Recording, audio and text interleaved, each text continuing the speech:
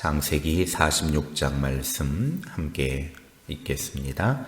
이스라엘이 모든 소유를 이끌고 떠나 브엘세바에 이르러 그의 아버지 이삭의 하나님께 희생 제사를 드리니 그 밤에 하나님이 이상 중에 이스라엘에게 나타나 이르시되 야곱아 야곱아 하시는지라. 야곱이 이르되 내가 여기 있나이다 하매 하나님이 이르시되 나는 하나님이라 네 아버지의 하나님이니 애굽으로 내려가기를 두려워하지 말라. 내가 거기서 너로 큰 민족을 이루게 하리라. 내가 너와 함께 애굽으로 내려가겠고 반드시 너를 인도하여 다시 올라올 것이며 요셉이 그의 손으로 네 눈을 감기리라 하셨더라. 야곱이 브엘세바에서 떠날새 이스라엘의 아들들이 바로가 그를 태우려고 보낸 수레에 자기들의 아버지 야곱과 자기들의 처자들을 태우고 그들의 가축과 가나안 땅에서 얻은 쇠물을 이끌었으며 야곱과 그의 자손들이 다 함께 애굽으로 갔더라. 이와 같이 야곱이 그 아들들과 손자들과 딸들과 손녀들 곧 그의 모든 자손을 데리고 애굽으로 갔더라. 애굽으로 내려간 이스라엘 가족의 이름은 이러하니라. 야곱과 그의 아들들 곧 야곱의 맏아들 루벤과 루벤의 아들 한옥과 발루와 헤스론과 갈미요 시므온의 아들은 여무엘과 야민과 오핫과 야긴과 스할과 가나안 여인의 아들 사울이요 레위의 아들은 게르손과 그핫과 무라리요 유다의 아들 곧 엘과 오난과 셀라와 베레스와 세라니 엘과 오난은 가나안 땅에서 죽었고 베레스의 아들은 헤스론과 하물이요 이사갈의 아들은 돌라와 부와와 욥과 시므론이요 스불론의 아들은 세렛과 엘론과 얄르엘이니 이들은 레아가 바단 아람에서 야곱에게 난 자손들이라. 그 딸 디나를 합하여 남자와 여자가 33명이며 가세 아들은 시뷴과 학기와 수니와 에스본과 에리와 아로디와 아렐리요 아셀의 아들은 임나와 이수와와 이스위와 부리아와 그들의 누이 세라며 또 부리아의 아들은 헤벨과 말기엘이니 이들은 라반이 그의 딸 레아에게 준 실바가 야곱에게 낳은 자손들이니 모두 16명이라. 야곱의 아내 라헬의 아들 곧 요셉과 베냐민이요 애굽 땅에서 온의 제사장 보디베라의 딸 아스낫이 요셉에게 낳은 므낫세와 에브라임이요 베냐민의 아들 곧 벨라와 베겔과 아스벨과 게라와 나아만과 에히와 로스와 묵빔과 훗빔과 아르시니 이들은 라헬이 야곱에게 낳은 자손들이니 모두 14명이요 단의 아들 후심이요 납달리 아들 곧 야스엘과 구니와 예셀과 실렘이라. 이들은 라반이 그의 딸 라헬에게 준 비라가 야곱에게 낳은 자손들이니 모두 7명이라. 야곱과 함께 애굽에 들어간 자는 야곱의 며느리들 외에 66명이니 이는 다 야곱의 몸에서 태어난 자이며 애굽에서 요셉이 낳은 아들은 2명이니 야곱의 집 사람으로 애굽에 이른 자가 모두 70명이었더라. 야곱이 유다를 요셉에게 미리 보내어 자기를 고센으로 인도하게 하고 다 고센 땅에 이르니 요셉이 그의 수레를 갖추고 고센으로 올라가서 그의 아버지 이스라엘을 맞으며 그에게 보이고 그의 목을 어긋 맞추어 안고 얼마 동안 울매 이스라엘이 요셉에게 이르되 네가 지금까지 살아있고 내가 네 얼굴을 보았으니 지금 죽어도 족하도다. 요셉이 그의 형들과 아버지의 가족에게 이르되 내가 올라가서 바로에게 아뢰어 이르기를 가나안 땅에 있던 내 형들과 내 아버지의 가족이 내게로 왔는데 그들은 목자들이라 목축하는 사람들이므로 그들의 양과 소와 모든 소유를 이끌고 왔나이다 하리니 바로가 당신들을 불러서 너희의 직업이 무엇이냐 묻거든 당신들은 이르기를 주의 종들은 어렸을 때부터 지금까지 목축하는 자들이온데 우리와 우리 선조가 다 그러하나이다 하소서. 애굽 사람은 다 목축을 가증히 여기나니 당신들이 고센 땅에 살게 되리이다. 아멘. 창세기 46장은 야곱이 그토록 보고 싶어 하던 요셉을 만나려고 가족 이민을 결심하고 애굽으로 내려가서 요셉을 23년 만에 만나는 장면입니다.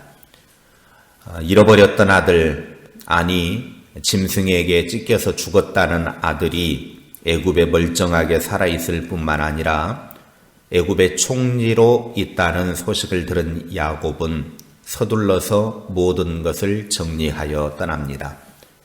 아마 야곱 입장에서는 기쁨과 함께 두려움이 있었을 것입니다. 그런데 이때 야곱은 브엘세바에서 하나님께 희생 제사를 드리고 그 밤에 하나님이 나타나셔서 애굽으로 내려가는 것에 대해서 두려워하지 말아라. 내가 거기서 너로 큰 민족을 이루게 해주겠고 내가 너와 함께 애굽으로 가겠다. 그리고 너를 인도해서 다시 올라올 것이고 요셉이 그의 손으로 너의 임종을 해줄 것이다 라고 하나님이 말씀하셨습니다.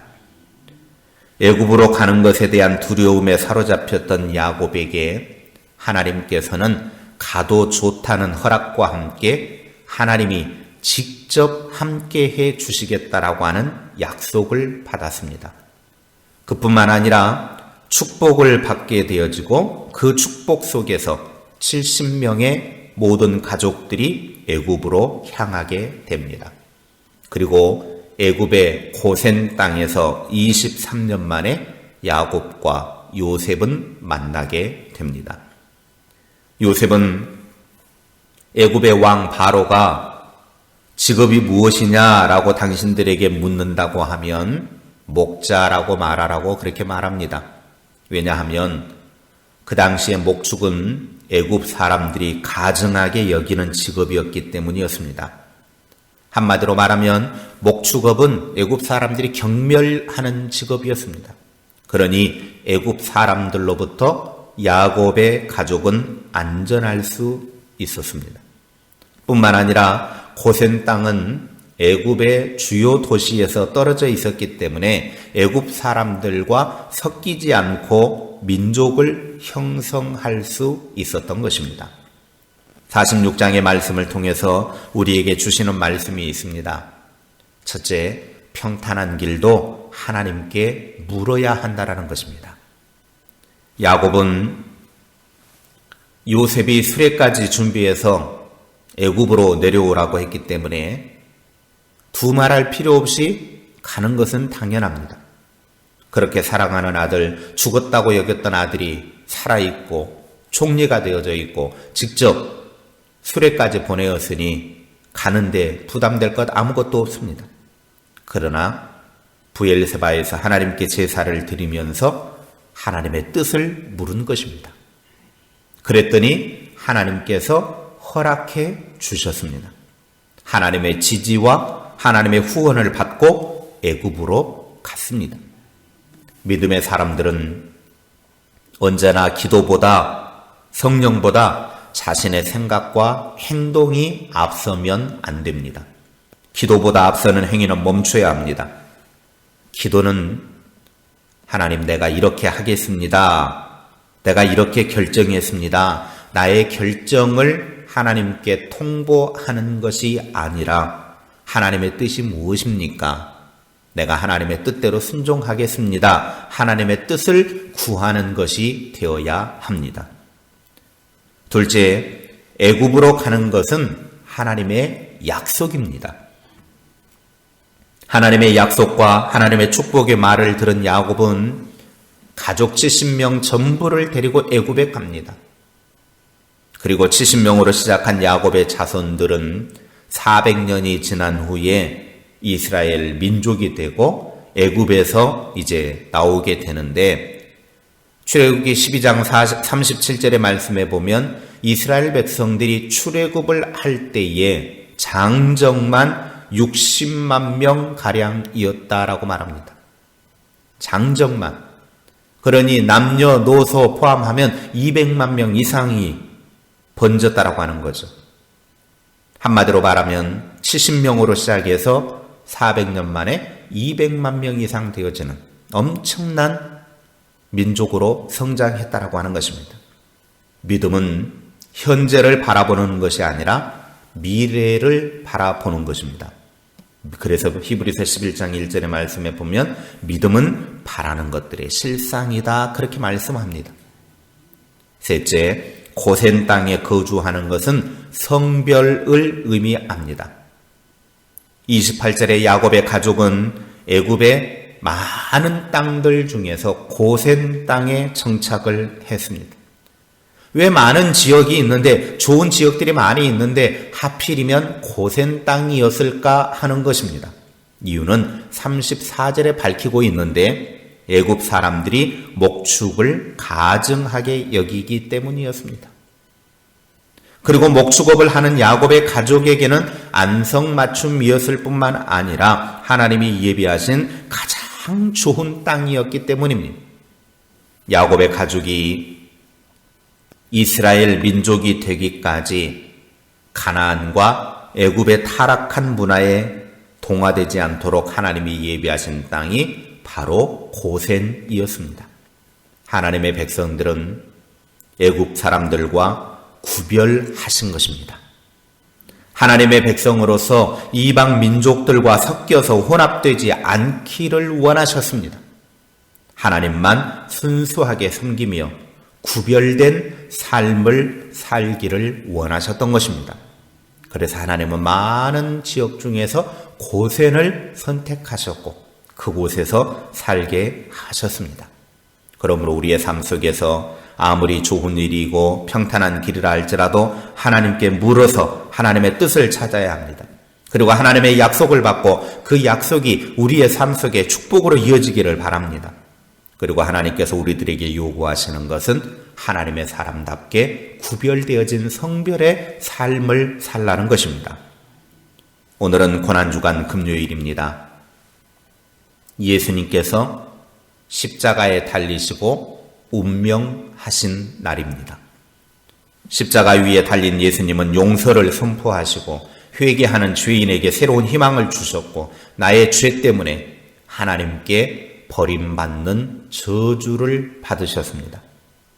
그리고 마지막에 다 이루었다라고 외치시면서 당신의 희생으로 모든 죄를 퇴속하셨다는 하나님의 어린 양으로서의 마지막 승리의 외침이었습니다. 예수 그리스도의 십자가를 믿어 하나님의 용서함을 받은 우리가 이제 거룩하게 구별되어진 성별한 삶을 살아야 합니다. 승리하는 그리스도인의 삶을 사는 믿음의 사람들이 되시기를 주님의 이름으로 축원합니다. 기도하겠습니다. 하나님 아버지, 야곱과 요셉이 23년 만에 만나는 모습을 보게 됩니다. 분명 야곱은 평탄한 길임에도 불구하고 이 길을 가야 할지 말아야 할지 하나님께 물었고 하나님은 후원해주고 지지해주고 오히려 축복을 해주시면서 내가 너와 함께 하겠다라고 말씀하셔서 그의 삶을 이끌어 주셨습니다.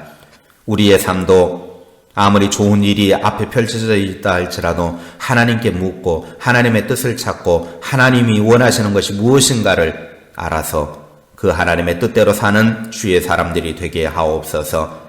그래서 우리는 하나님의 약속을 바라보고 믿음으로 미래를 내다보는 믿음의 삶이 될 수 있도록 은혜 베풀어 주옵소서. 주의 백성들이 하나님의 사랑을 받고 예수 그리스도의 십자가의 피로 구원함을 받아서 이제 거룩하게 구별되어진 삶을 살아야 하겠습니다. 고난주간 금요일 주님께서 나를 위해 십자가에 죽으심은 나를 하나님의 사람으로 구별되어진 삶을 살도록 허락하신 놀라운 사건입니다. 이제 우리 모두가 구별되어진 거룩한 삶을 사는 주의 사람들이 되게 하옵소서. 날마다 하나님의 말씀으로 성령으로 승리하는 그리스도인의 삶을 살 수 있도록 은혜 베풀어 주시옵소서.